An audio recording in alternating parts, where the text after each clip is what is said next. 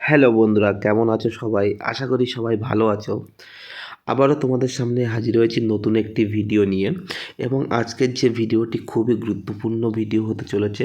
Passport তৈরি করে যারা হচ্ছে, মানে তারা যারা পাসপোর্ট তৈরি করছো আর কি, তাদের ক্ষেত্রে কিন্তু খুবই গুরুত্বপূর্ণ। তাছাড়াও যারা পাসপোর্ট তৈরি করবে বলে ভাবছো, তাদের জন্য কিন্তু খুবই গুরুত্বপূর্ণ ভিডিও। তো ভিডিওটা কিন্তু প্রথম থেকে শেষ পর্যন্ত দেখতে হবে, তবেই কিন্তু তার গুরুত্বটা তোমরা বুঝতে পারবে। তো আজকের ভিডিওর মূল বিষয়বস্তু হলো যে পাসপোর্ট অ্যাপ্লিকেশান করার পর যে পিএসকে অফিসে গিয়ে ভেরিফিকেশান হয়ে যাওয়ার পর যে ডিআইবি অর্থাৎ ডিস্ট্রিক্ট ইন্টেলিজেন্সি ব্রাঞ্চ, যাকে ডিআইবি বলা হয়, সেটি কিন্তু ভেরিফিকেশান পাসপোর্টের ক্ষেত্রে খুবই গুরুত্বপূর্ণ একটি বিষয়। অর্থাৎ ডিআইবি যদি রিপোর্ট ভালো দেয়, অর্থাৎ সব ঠিকঠাক থাকে, সেক্ষেত্রে কিন্তু পাসপোর্টটা জেনারেট হয়ে যায়। তো সেই ডিআইবি ভেরিফিকেশান করার জন্য কী কী ডকুমেন্টস লাগে পুরো সেট কিন্তু আমি এই ভিডিওতে দেখাবো। আশা করি এর বাইরে কোনো ডকুমেন্টের প্রয়োজন হয় না।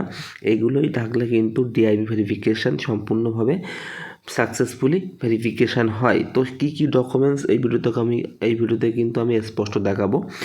তো চলো ভিডিওটি শুরু করা যাক। ভিডিওটি শুরু করার আগে, হ্যালো গাইস, আপনারা দেখছেন নিউজ কোয়ারি ইউটিউব চ্যানেল। আমার চ্যানেল নতুন দর্শক হয়ে থাকলে প্লিজ দয়া করে চ্যানেলটা সাবস্ক্রাইব করবেন এবং পাশে থাকা বেল আইকনটি ক্লিক করে অল নোটিফিকেশানটি অন করে রাখবেন, এরকম গুরুত্বপূর্ণ ভিডিওর নোটিফিকেশান সবার প্রথমে পাওয়ার জন্য। তো ভিডিওটি শুরু করার আগে একটি গুরুত্বপূর্ণ ঘোষণা।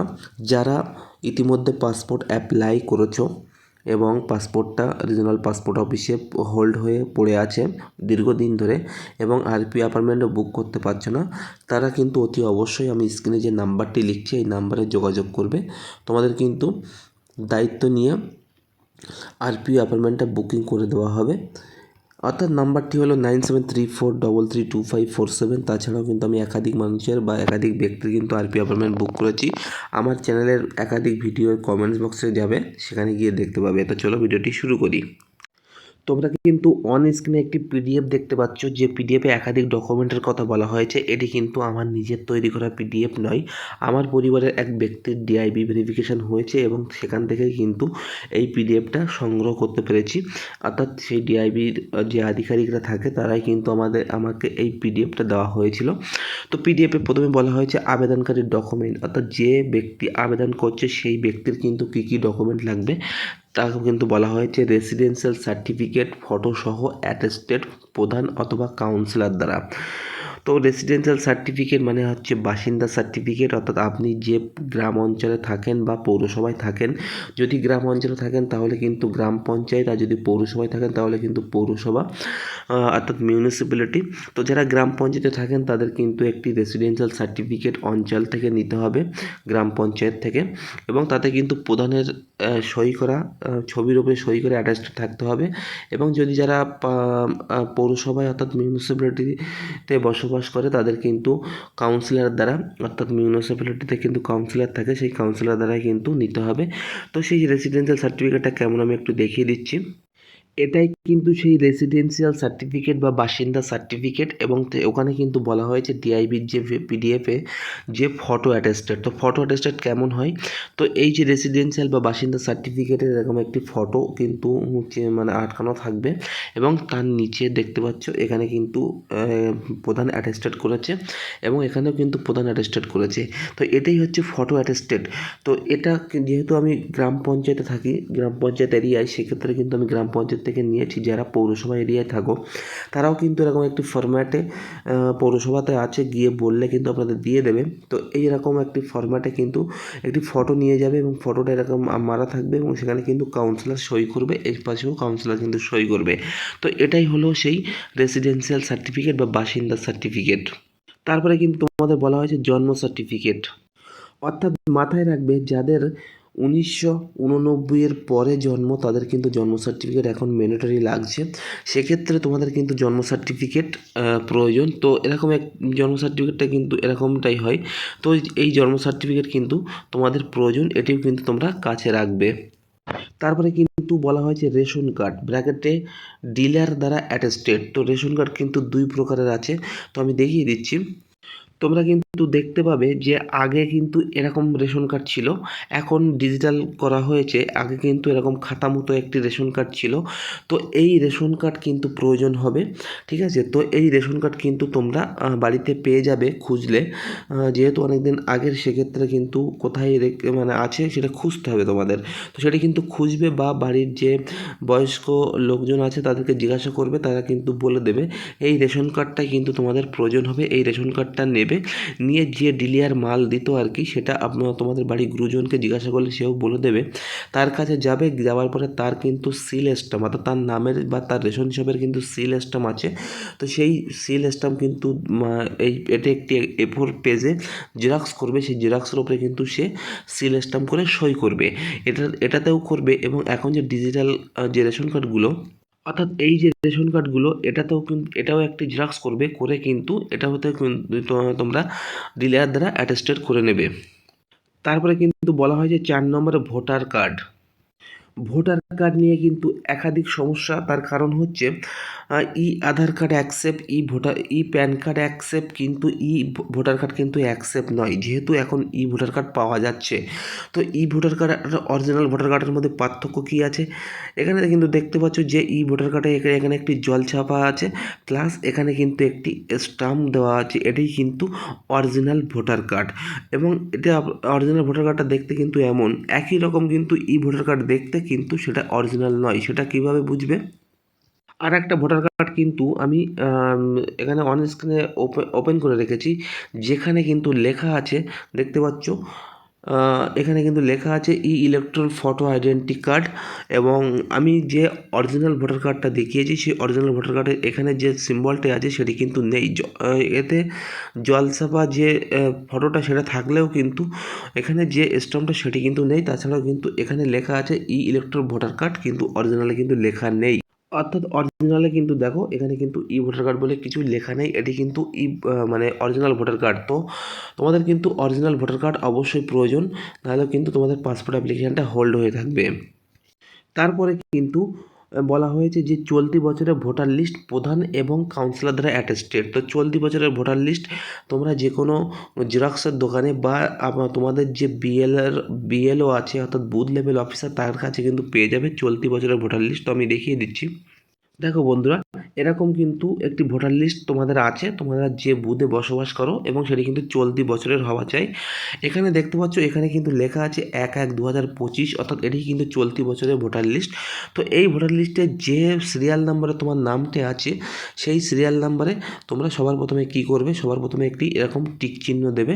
দেওয়ার পরে সেটা প্রধানের কাছে, যদি অঞ্চল থেকে বসবাস করো তাহলে কিন্তু প্রধানের কাছে নিয়ে যাবে, যদি পৌরসভা থেকে বসবাস করো তাহলে কাউন্সিলর কাছে নিয়ে যাবে, এবং সেই প্রধান বা কাউন্সিলর কিন্তু তোমাদের যে নাম, সেই নামের এইরকম জায়গায় কিন্তু ফটো অ্যাটেস্টেড করে দেবে, অর্থাৎ সিল স্ট্যাম্প করে সই করে দেবে। সেটাই কিন্তু ফটো অ্যাটেস্টেড, সেটা কিন্তু তোমাদের নিয়ে যেতে হবে।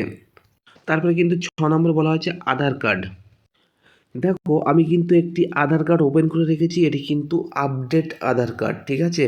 তো এই আধার কার্ডের কিন্তু একটি সমস্যা আছে। ধরো, এই যে আধার কার্ডটা প্রথম জেনারেট হয়েছিল, এখানে কিন্তু লেখা আছে 10/6/2015।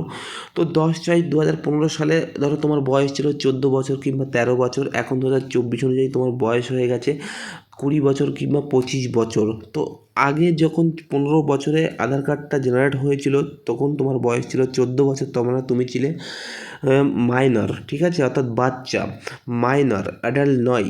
সেক্ষেত্রে যখন তোমার বয়স 18+ হয়েছে, তখন কিন্তু তুমি অ্যাডাল্ট অর্থাৎ মেজরে পরিণত হয়েছো। সেক্ষেত্রে কিন্তু পাসপোর্ট অ্যাপ্লিকেশান করার আগে যে আধার কার্ডটা, সেটি কিন্তু বায়োমেট্রিকরণ করে নেবে, অর্থাৎ নতুনভাবে ছবি, হাতের ফিঙ্গারপ্রিন্ট, চোখের রেটিনার ছবি, সমস্ত কিছু কিন্তু আপডেট করিয়ে নেবে। নেওয়ার পরে কিন্তু অ্যাপ্লাই করবে, সেটাই কিন্তু গ্রহণযোগ্য হবে তোমাদের, মানে আরপিও অফিসে প্লাস পাসপোর্টের ক্ষেত্রে। তারপরে কিন্তু তোমাদের এখানে 7 নম্বরে বলা হয়েছে প্যান কার্ড। এরকম একটি প্যান কার্ড কিন্তু তোমাদের প্রয়োজন হবে। তো প্যান কার্ডটা, অনেকের কিন্তু প্যান কার্ড ছোটোবেলায় করা থাকে, ছোটোবেলায় করা থাকার কারণে এখানে কিন্তু ছবি থাকে না। ঠিক আছে, এখানে শুধুমাত্র লেখা থাকে মাইনর বলে। তো যারা ছোটোবেলায় প্যান কার্ড করেছো এবং সেই প্যান কার্ড এখনও আপডেট করাওনি 18 বছর হয়ে যাওয়ার পরেও, সেক্ষেত্রে তারা কিন্তু অবশ্যই প্যান কার্ডের আপডেট করিয়ে এখানে ছবি নিয়ে আসবে। এখানে কিন্তু যে কিউআর কোড সেটি কিন্তু নিয়ে আসবে, নিয়ে এসে নতুন যে প্যান কার্ডটা আসবে সেটি কিন্তু গ্রহণযোগ্য হবে আরপিও অফিসে প্লাস পাসপোর্টের ক্ষেত্রে। তো প্যান কার্ডটা কিন্তু তোমরা আপডেট করিয়ে নেবে, যদি আপডেট না থাকে, আর যদি থাকে তাহলে কোনো ব্যাপার নেই, সেটাই নিয়ে যাবে। 8 নম্বরে কিন্তু বলা হয়েছে ব্যাংকের বই, ব্যাংকের পাসবই।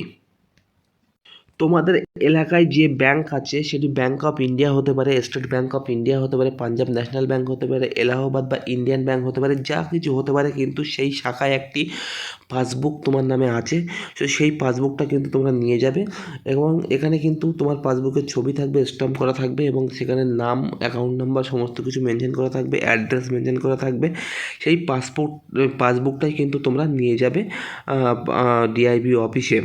যদি পাসবুকটা স্টুডেন্ট বেলায় করে থাকো, অর্থাৎ যখন ছাত্র বা ছাত্রী বা পড়াশুনো করতে সেই সময় করে থাকো, তাহলে কিন্তু অতি অবশ্যই সেটা মাইনার পাসবুক আছে, সেটি কিন্তু মেজার পাসবুকে কনভার্ট করে তবেই কিন্তু নিয়ে যাবে। মেজার পাসবুক করতে গেলে সবার প্রথমে ব্রাঞ্চে কন্ট্যাক্ট করবে, ফর্ম নেবে, ফিল আপ করবে এবং ফটো নিয়ে যাবে সঙ্গে, এবং ফিল আপ করার পরে যে মাইনার থেকে যে মেজার পাসবুক তৈরি হয়ে গেছে, রিসেন্ট ফটো মেরে স্ট্যাম্প করিয়ে নেবে, সেই পাসবুকটাই কিন্তু নিয়ে যেতে হবে তোমাদের। 10 নম্বরে কিন্তু বলা হয়েছে প্রাইমারি স্কুলের সার্টিফিকেট। তো প্রাইমারি স্কুলের সার্টিফিকেট আমি এখানে একটু বলি, যারা মাধ্যমিক পাস বা 12 পাস বা গ্র্যাজুয়েট পাস, তবুও কিন্তু তোমাদের প্রাইমারি স্কুলের সার্টিফিকেট প্রয়োজন হবে। এটি কিন্তু একটি বেসিক, খুবই গুরুত্বপূর্ণ। তো প্রাইমারি স্কুলে তোমরা পড়েছিলে সেই প্রাইমারি স্কুলে কিন্তু তোমাদের যেতে হবে, গিয়ে কিন্তু সেই 4 পাস সার্টিফিকেট কিন্তু তোমাদের তুলতে হবে স্কুলের কর্তৃপক্ষের সাহায্যে, ঠিক আছে। অর্থাৎ তোমরা দেখতে পাচ্ছ যে একটি প্রাইমারি স্কুলের কিন্তু সার্টিফিকেট আমি ওপেন করে রেখেছি এবং এটাই কিন্তু প্রাইমারি স্কুলের সার্টিফিকেট। তো এই সার্টিফিকেটে কিন্তু তোমাদের তুলতে হবে। তোমরা কিন্তু প্রশ্ন করতে পারো যে আমাদের কাছে তো মাধ্যমিকের অ্যাডমিট কার্ড আছে বা রেজাল্ট আছে, থাকলেও কিন্তু তোমাদের প্রাইমারি স্কুলের যে সার্টিফিকেট সেটি কিন্তু প্রয়োজন হবে 4 পাস, সেটি কিন্তু তোমরা তুলে নেবে আগের থেকে, ঠিক আছে।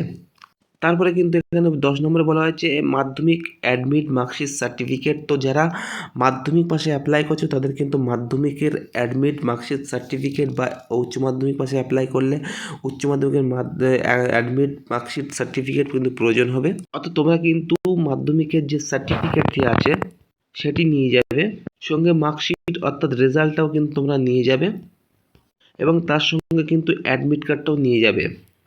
তারপরে কিন্তু এখানে 11 নম্বরে বলা হয়েছে যে উচ্চ মাধ্যমিক এবং অন্যান্য কোয়ালিফিকেশনের সার্টিফিকেট যদি থেকে থাকে তাহলে কিন্তু নিয়ে যাবে, না হলে কিন্তু নিয়ে যাওয়ার দরকার নেই। এবং 12 নম্বরে কিন্তু বলা হয়েছে পুরনো জমির দলিল বাবা অথবা দাদুর নামের। তো এটি কিন্তু খুবই ভাইটাল একটি পয়েন্ট, পুরনো জমির দলিল, যেটা বাবা বা দাদুর নামে পুরনো দলিল আর কি, অর্থাৎ 1980 সালের দলিল কিন্তু প্রয়োজন হতে পারে। একাধিক ডিআইবি কিন্তু একাধিক রকমভাবে রিকমেন্ড করে। তো পুরনো দলিল কিন্তু তোমরা নিয়ে যাবে। অর্থাৎ এরকম কিন্তু একটি পুরনো দলিল তোমাদের আছে, তোমাদের বাড়ির যে গুরুজন আছে তাকে জিজ্ঞাসা করে কিন্তু নেবে। যদি দাদুর নামে ছিল এবং সেটি কনভার্ট হয়ে বাবার নামে এসেছে তবুও কিন্তু হবে, কিন্তু সেই পুরনো জমির দলিল বা পর্চা কিন্তু তোমাদের প্রয়োজন হবে, সেটি কিন্তু তোমরা নিয়ে যাবে।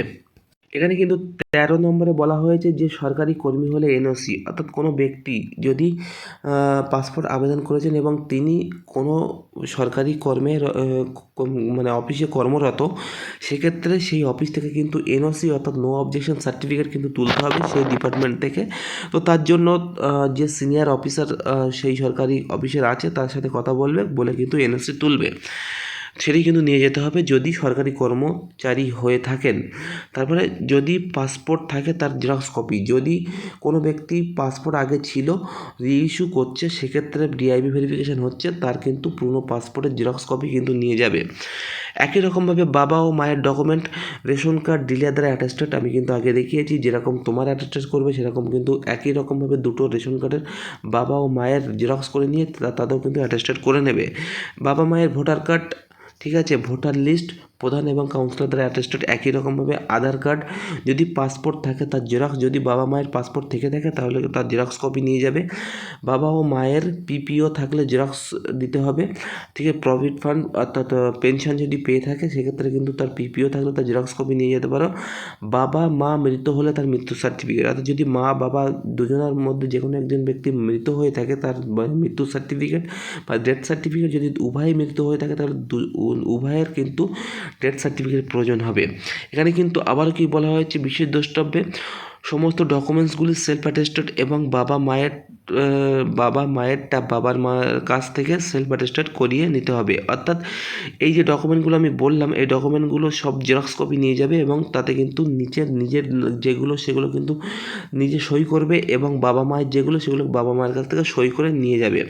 সমস্ত ডকুমেন্টগুলি জেরক্স এবং অরিজিনাল সঙ্গে আনতে হবে।